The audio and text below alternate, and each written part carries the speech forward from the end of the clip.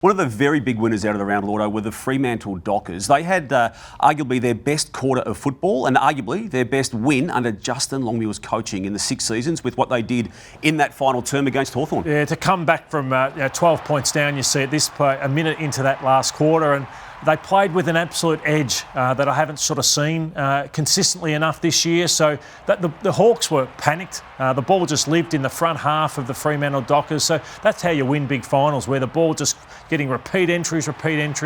Voss has been playing with a real passion. He stood up, didn't he? He did stand up. Big Darcy, your man, goes forward and kicks a big goal, and it was a huge win in the context of it. And we're going to talk about some of their big players who perform well. We will. One of the players who only had 6 kicks, but 3 of them were goals, was Sam Switkowski. I loved what he did, and he led the way when it came to that final 30 minutes of football. He kicked the first of those 4 goals that they kicked in the last quarter, and then it just took off from there. Darcy, Tracy, Voss, and we're about to get to Andrew Brayshaw, but those numbers will be worrying for Sam Mitchell when he actually assesses what happened in this game. Yeah, we want to talk about their midfield, which is an issue for Hawthorn. I just don't think they have enough. We're about to talk about Andrew Brayshaw and what an inspiration he is. Jacob O'Meara spoke about him with us yesterday, saying he's the heart and soul of this team, Andrew Brayshaw. So it's just the honesty that he plays with. And you and I love Josh Dunkley. I think Dunkley to Brisbane is what Brayshaw is to the Fremantle Dockers, where you know what you get from him every single week. He just really plays a bad game, Andrew Brayshaw. And he was already had performed well to 3/4 time, didn't he? But then his leadership kicked in that last quarter, and